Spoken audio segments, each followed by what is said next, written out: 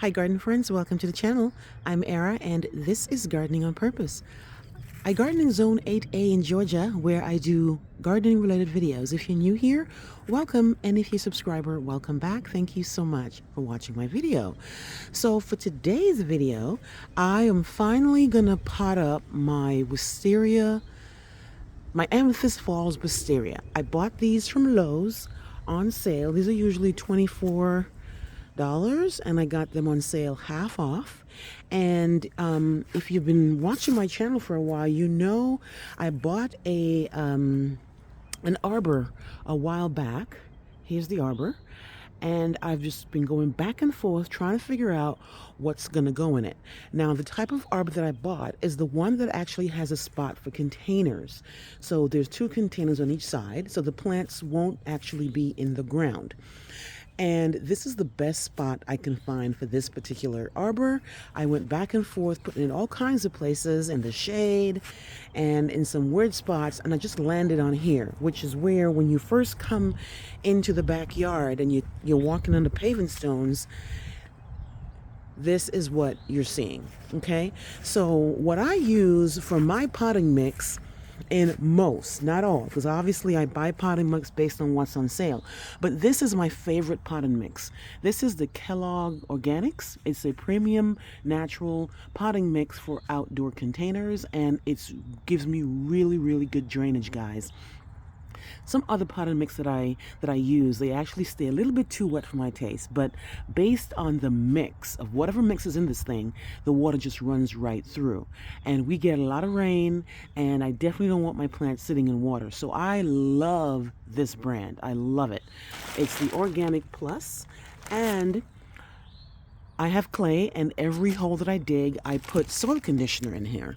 But even in this case, I still will put soil conditioner to mix with this guy here because we get so much rain in the winter, guys.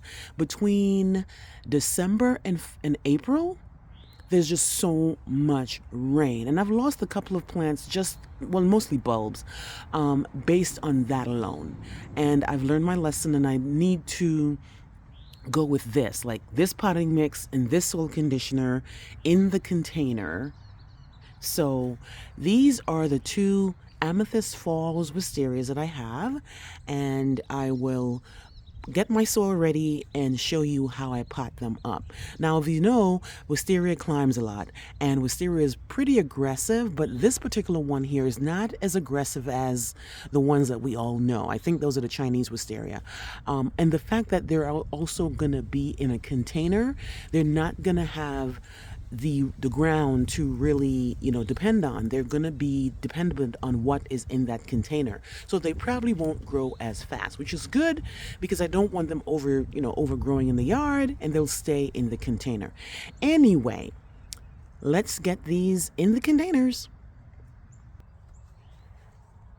So guys, here's the container, and I mixed the Kellogg with the soil conditioner to create a really nice drain, really nice mix for the drain. And this is looking good, guys. You see, it's not clumping up, and it has a lot of soil conditioner in here, so it will allow for really great drainage, guys.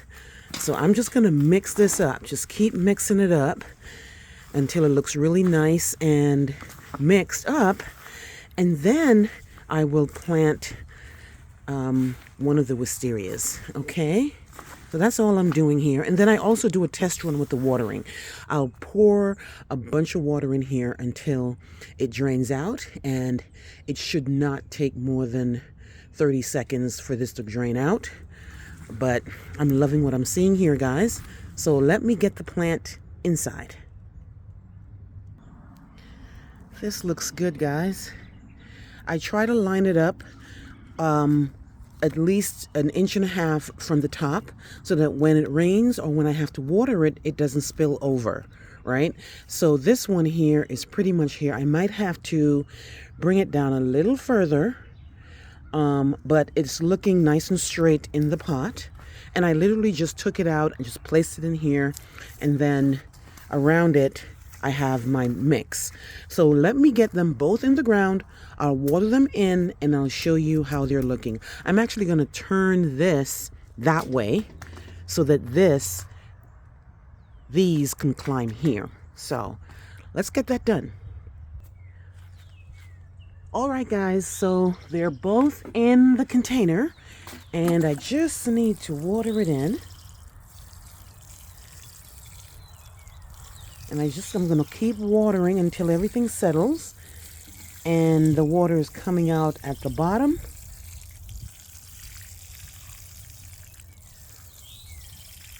Okay, then off to the next one.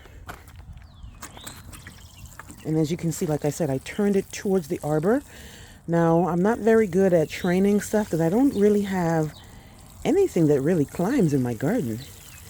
So I'm going to need to read up a little bit and try to figure out what's the best way to train this to be on the arbor. Okay, just keep watering until the water comes out on the other end.